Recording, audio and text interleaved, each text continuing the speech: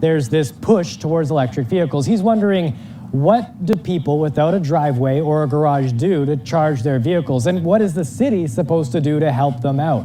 Experts say that Windsor isn't alone in trying to find a solution to this, but it is something that needs to be looked at proactively. We would need to start solving this problem yesterday. And the reason I say that, Chris, is the government of Canada is developing regulations which will require that all new passenger cars be zero emissions by 2035.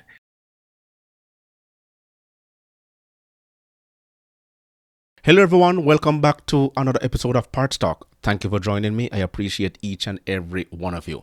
Now, the popularity of electric vehicles is growing in Canada, and according to Statistics Canada, 86,032 electric vehicles are currently on the road, and new zero emission vehicle registration increased by 43.2% year after year in the third quarter of 2022. But charging infrastructures lags behind and tends to be concentrated in newer buildings and wealthier areas. Imagine cruising around in your brand new sleek EV, but the challenge lies in finding the right charging station, especially if you live in an older building or an area without easy access to charging points. But before we go any further, please hit that like button and subscribe for more content like this. Let's get into this video. Is your neighborhood about to become overrun by extension cords on people's front yards? That's a question that one councillor in Windsor had for city staff as there's this push towards electric vehicles. He's wondering, what do people without a driveway or a garage do to charge their vehicles? And what is the city supposed to do to help them out? Experts say that Windsor isn't alone in trying to find a solution to this, but it is something that needs to be looked at proactively. We would need to start solving this problem yesterday.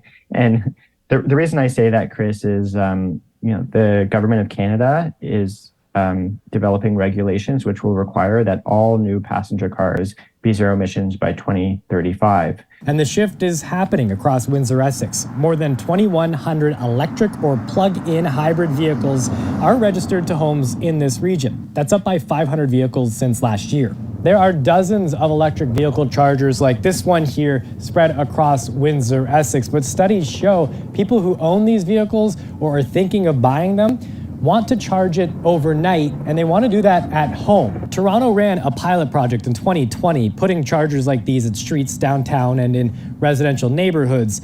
They cost $2 an hour to charge between 7 and 8 p.m. with a $3 flat rate overnight. Let me pause the video right there because level 1 chargers, the slowest type, use a common residential 120 volt AC outlet, what you use to charge a regular phone, and it takes about 30 hours to fully charge a vehicle at level 1. Now, many owners who don't use their EVs as often are content to rely on this type of charger. But remember, chargers are managed by private companies and sometimes government funded, and these charging points will be your lifeline on the road. City says it's a big success. They plan to have 100 in operation by the end of the year, but each one costs $20,000 to install. Vancouver launched a similar pilot, but made residents pay for it.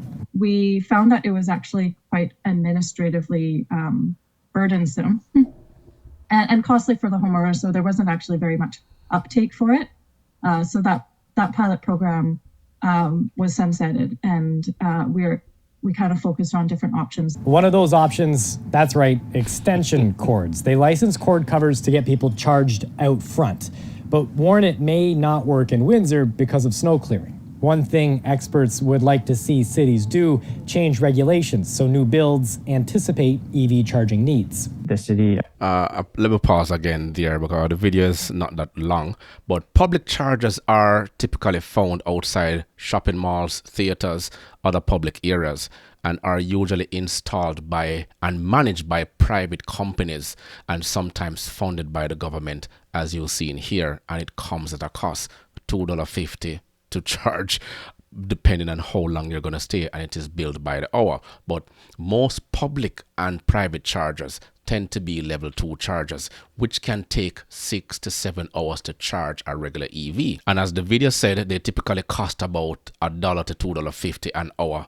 and sometimes some of them are free. But as you know, nothing in life is free. How dare you! Of Toronto has since required that all new residential developments be 100% EV ready for all parking spots.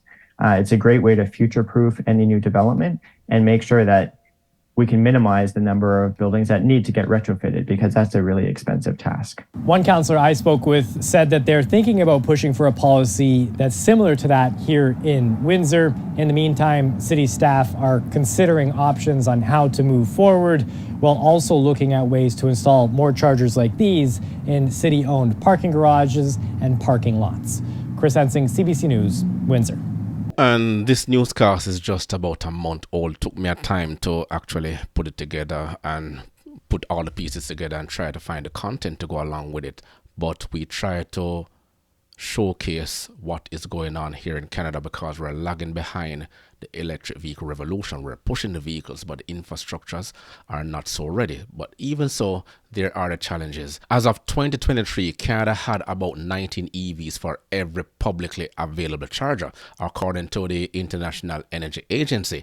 Therefore, EVs outnumber outlets, and the demand is high. The excitement is palpable, but charging stations need to catch up. The electric fever sweeping, or rather forced, on the nation. And let's remember, used electric vehicles are not yet flooding the market, so we have to move much faster with the charging infrastructure. Then again, according to this article, no one wants to buy used EVs, and they're piling up in weed-infested graveyards. If you go further down into the article, this is something that I've covered some time ago. It says here, the warning signs around EVs appeared early this year when Tesla started aggressively cutting prices in an effort to prop up sales.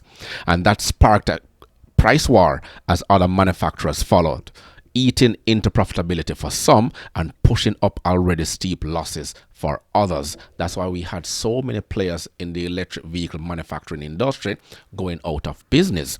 And prices for second-hand electric vehicles slumped by around a third of the year through to October, compared with a decline of just 5% in the overall used market, according to sales data from iSeeCars.com, a website that ranks cars and dealers.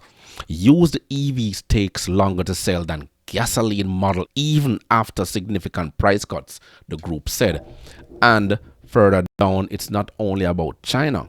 In Germany, Europe's biggest auto market, most new vehicles are first sold as company or fleet cars and then re-enter the private second-hand market 1 of 3 years later.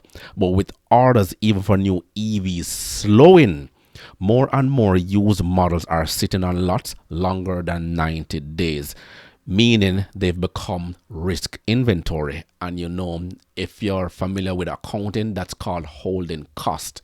If you're not turning over the vehicles as fast as possible, then the interest on holding those vehicles are going to increase ever so more. And it will become a burden on that particular dealership as the interest rate keep rising. And again, it is a problem for that financing company who loaned that cash to purchase that particular inventory sitting on the dealer's lot. We've been getting mixed information. On one hand, EVs are increasing. On the other hand, EVs are slowing down. What is the true nature of what is going on? And the infrastructure, particularly here in Canada, is not yet ready. And another part of the article says one has to slash prices significantly to get customers to look at electric vehicles. And this is somewhat true. The average price of an electric vehicle right now is about $45,000. And that's basically a down payment on a home if you're looking at it. And once you drive off the lot, the value goes down almost immediately. But this is another story that we'll be discussing in future videos to come. As usual, let me know your thoughts below. Remember to grab a copy of my ebook, The Parts Manager Guide. Please smash that like button on your way out. It will only take you 1.5 seconds to do so. Until next time.